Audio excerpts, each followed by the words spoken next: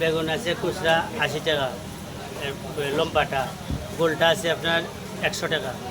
ঝিঙ্গা আছে খুচরা মূল্য 70 টাকা। এরপরে পটল আছে 50 টাকা, কাঁকরোল আছে 80 টাকা, পেঁপে আছে 50 টাকা, মূলা আছে মনে হয় 60 টাকা খুচরা, শসা 60 টাকা, মরিচ থেকে আপনার 250 300 এরকম কেজি।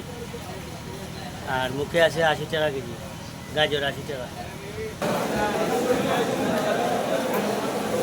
মরিচ, কাঁচা মরিচ গেল আপনার 220 থেকে 250 টাকা কেজি। সিসিঙ্গে গেল আপনার 40 থেকে 42 টাকা কেজি, এগুলো পাইকারি দাম।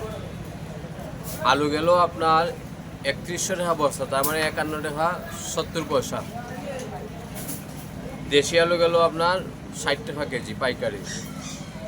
কাঁকরোল 75 থেকে 80 টাকা, পটল 44 থেকে 45 টাকা কেজি, পেঁপে গেল 40 টাকা, মুখি গেল আপনার 50 থেকে মান অনুযায়ী 55 টাকা পর্যন্ত।